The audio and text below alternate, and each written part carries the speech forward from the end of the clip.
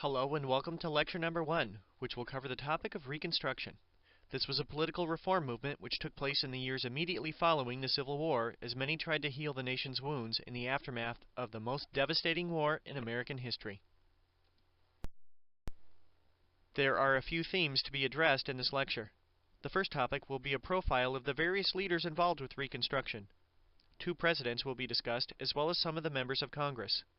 Secondly, the various goals and accomplishments of those leaders will be analyzed. Different groups emerged, which had their own attitudes about the actions the nation should take. Finally, the end of Reconstruction will also be discussed. There's one thing you probably want to keep in mind as you're going through this lecture or doing any reading on this subject. That would be an evaluation of Reconstruction. Do you think this political reform movement was a success or a failure?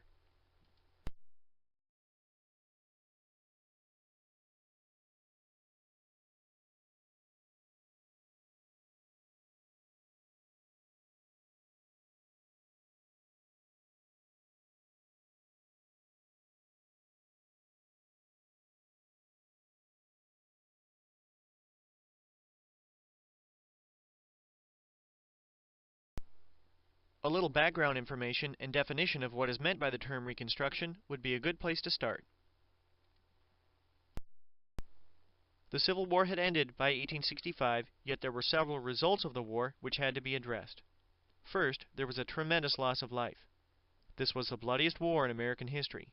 How could the nation recover? Secondly, the South's economy was destroyed. In what ways would it be rebuilt? Finally, what would become of the former slaves? Would they be full citizens? Would land be distributed to them? Leaders throughout the country weren't sure.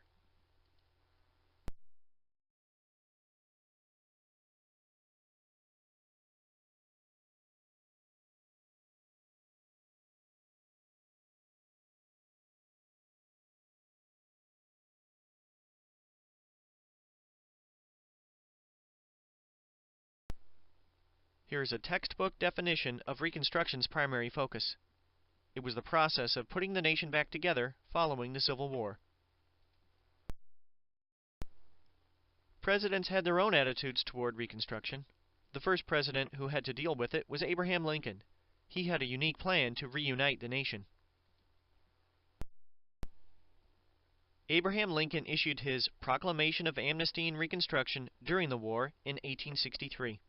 Some people called this the 10% Plan because of its leniency and provisions. Essentially, 10% of the voters in the Confederate States had to accept 2 things: emancipation of the slaves, and they had to swear loyalty to the Union. Also, high-ranking Confederate officials could participate in this new government, but in order to do so, they had to receive a presidential pardon. Lastly, once these provisions were met, a state could return to the Union. This plan was noted for its leniency, as Lincoln wanted to make it easy for the Confederate States to return to the Union.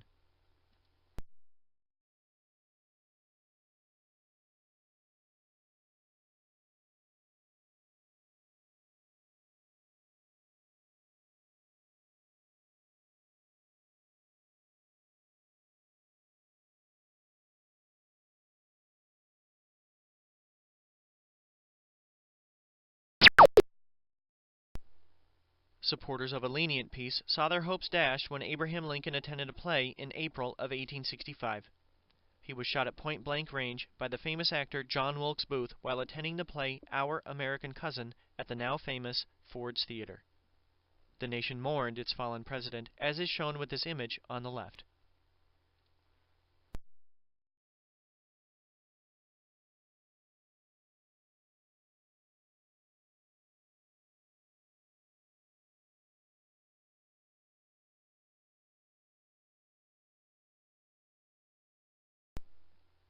You may want to visit the website below, as it identifies several of the conspiracy theories associated with the Lincoln assassination. Many theories have run rampant because Lincoln wasn't the only person targeted for assassination on that date. Several others, including members of Lincoln's cabinet as well as his vice president, were supposed to be killed on that night. However, only Booth was successful in killing his target. There were several others who also influenced Reconstruction at this time. We'll talk about them next. Following the death of Abraham Lincoln, there were a variety of people who began to influence Reconstruction. However, it might be best to focus on just three. The first two, Thaddeus Stevens and Charles Sumner, were members of Congress, and they were radical Republicans. Andrew Johnson was Lincoln's vice president, who assumed the presidency following Lincoln's assassination.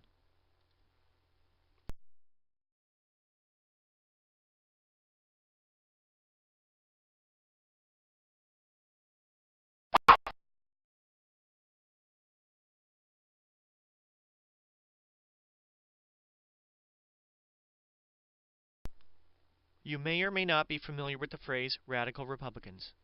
In this context, they were members of the Republican Party with two primary goals. They wanted to punish the South for causing the Civil War, and they also fought to protect the rights of former slaves. Below is a hyperlink for more information about radical Republicans.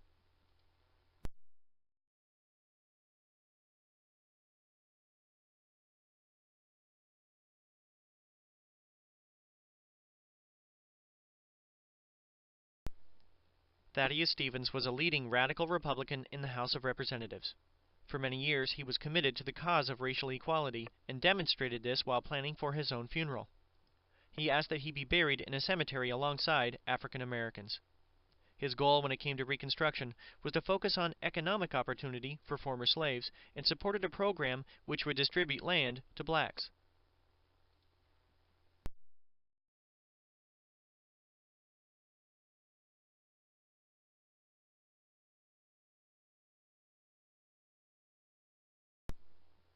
Another radical Republican was this man, Charles Sumner, who was also a member of the United States Senate.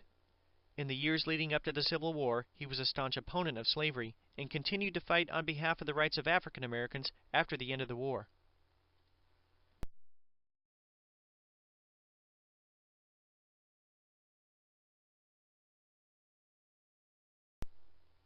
This image depicts an event which took place in 1857 on the floor of the United States Senate just a few years before the start of the Civil War. Charles Sumner had previously delivered a speech in which he criticized slavery in general and slaveholders in particular.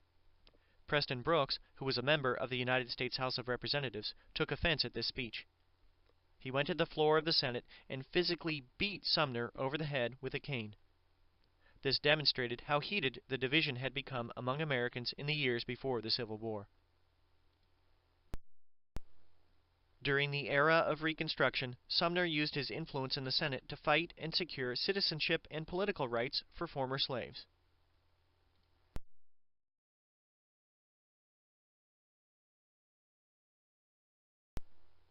In addition to these radical Republicans, there's another individual who influenced Reconstruction who eventually found himself impeached. The third person to influence events following the death of Lincoln was this man, Andrew Johnson. Johnson had formerly been a senator from Tennessee and served as vice president before Lincoln's death.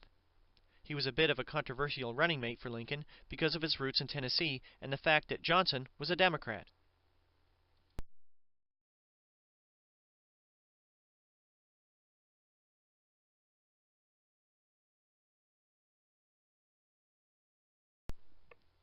This map identifies several southern states during the Civil War. Notice where Tennessee is located. Johnson's home state of Tennessee fought with the Confederacy during the war, yet Johnson was the only Southern senator to remain loyal to the Union. This is why Lincoln chose Johnson to be his vice president when he ran for re-election in 1864. Lincoln demonstrated his desire to preserve the Union by choosing a Democrat, Lincoln was a Republican, who supported the Union over his home state.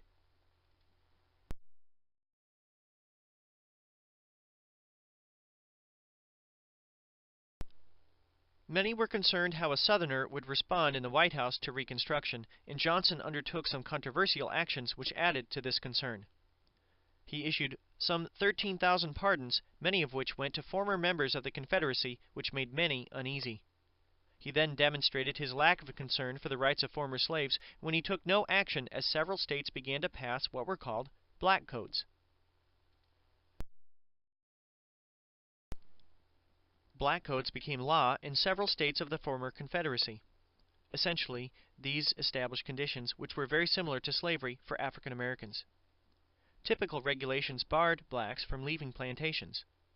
In most states, interracial marriages were prohibited, and African Americans could neither serve on juries nor testify in court against whites. You may click on the hyperlinks below to view websites for additional information on black codes.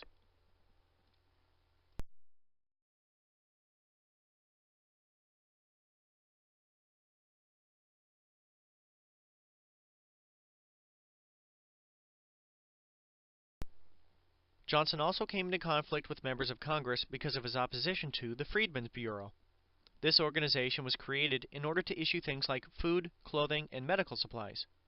In general, it was designed to oversee relief activities created to help former slaves. They also established many schools for black children.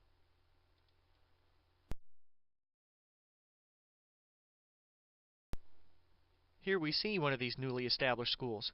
I don't know if you can tell this from the picture, but we see black teachers and students, all of whom are barefoot. The Bureau also helped to reunify families which had been separated when slavery had been legal. Congress voted to extend the funding for this program, however Johnson vetoed its renewal in 1866.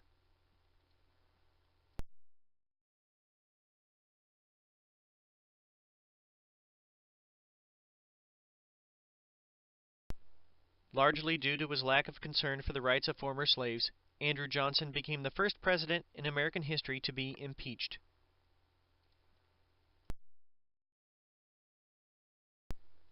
There's often a lot of confusion associated with the term impeachment, so I'd like to offer a bit of detail. The Constitution identifies a two-step process for the removal of an official like the president or a federal judge. The first of these steps would be impeachment. This means to bring official charges against the president. To do so requires a majority vote in the House of Representatives. The second step would be a trial. This would take place in the United States Senate, and each individual senator would act as a juror. A two-thirds majority vote is needed to remove the president from office. The hyperlink below is to an award-winning website covering the impeachment of Andrew Johnson.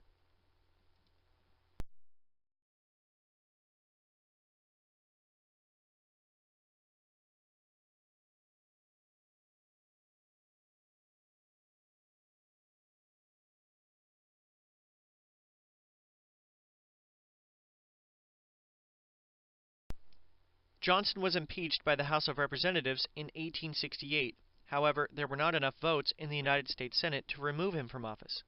While he did remain president, he was largely ineffective in gaining support for his programs in Congress.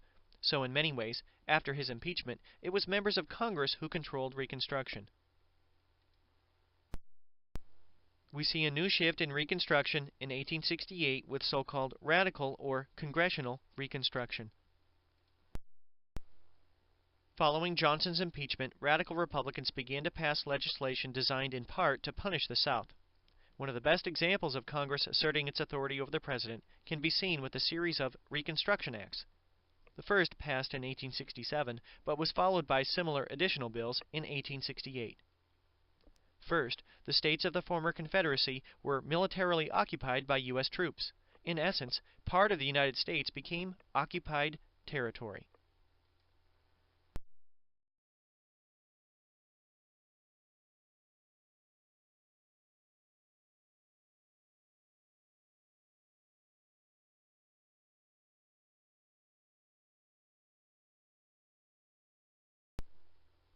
This map does a good job of identifying the 5 military districts into which the South was divided and militarily occupied.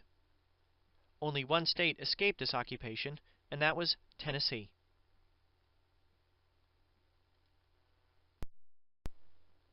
The Reconstruction Act also identified a way in which Southern states could be readmitted into the Union. In order to return, they were required to ratify the 14th Amendment. The reason why Tennessee escaped occupation was that it had already ratified the amendment in 1866.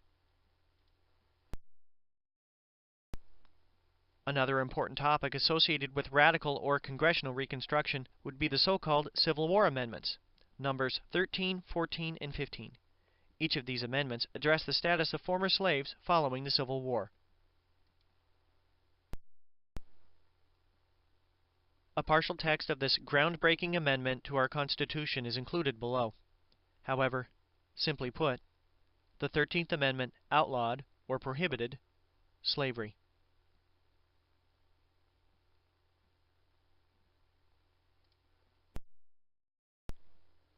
Many have argued that the 14th Amendment is the single most important amendment to the Constitution outside of the Bill of Rights. It did a variety of things. First, it ensured former slaves would be considered citizens, as it declared that all persons born in the United States were citizens of the United States.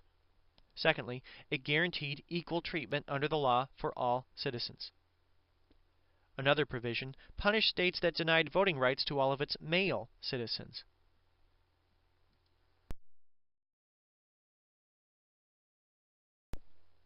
Because access to voting rights was considered to be such an important issue, Congress proposed the 15th Amendment. The 15th Amendment specifically guaranteed the right to vote for all black men. In the years immediately following the passage of this amendment, many African American men exercised this power, as is shown in the painting on the right. It should be noted that while the passage of these Civil War amendments demonstrated tremendous political gains for African Americans, there was no major redistribution of land. Most former slaves continued to remain tied to the land as sharecroppers for many years. This system of sharecropping will be discussed in more detail in Lecture Number 4, The United States at 1900.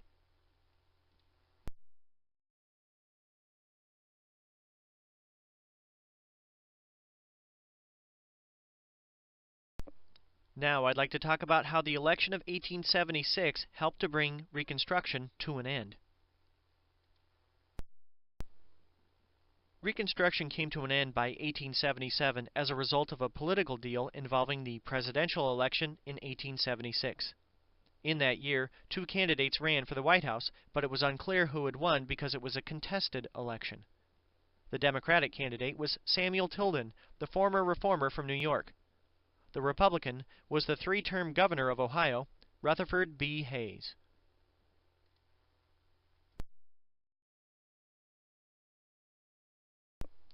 The problem with the election of 1876 dealt with voter irregularities in South Carolina, Florida, and Louisiana. Both sides accused the other of cheating, and both claimed victory in each of those states. To rectify this problem, a commission was established to find a resolution to this issue.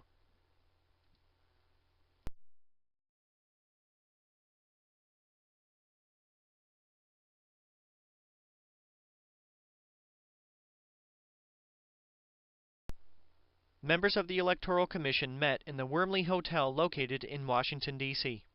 Initially, there were 7 Democrats, 7 Republicans, and 1 Independent as members of the commission. However, the Independent faced a great deal of pressure and resigned. The second makeup of the commission included 7 Democrats and 8 Republicans.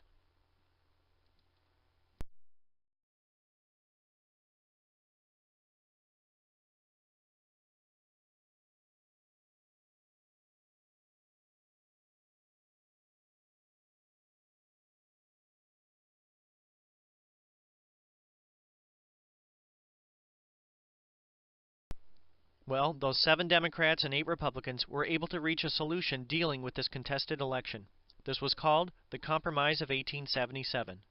First, Hayes became the new president. This made many in the North, and Republicans, happy. Secondly, the military occupation of the South ended. This made many white Southerners happy. However, when the military occupation of the South came to an end, the rights of former slaves were no longer protected. Below is a website for more information about this compromise.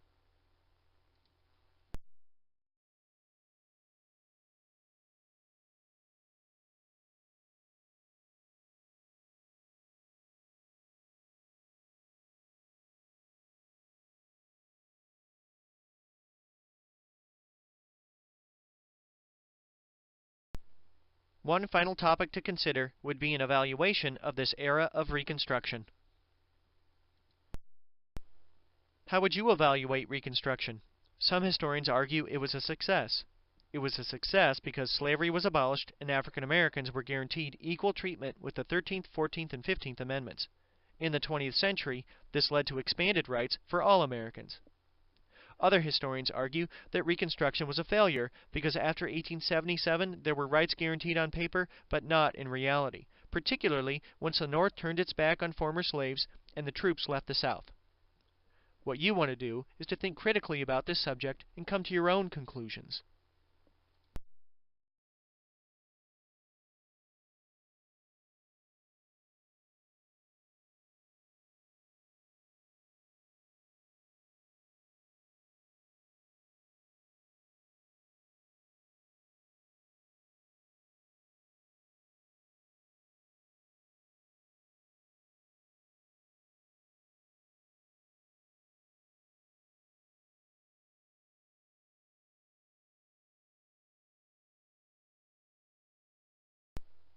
I hope you learned something new today about Reconstruction and civil rights in the years immediately following the Civil War. The next few slides will cover some of the sources used for this presentation, as well as hyperlinks to websites where you can find additional information about the topics discussed.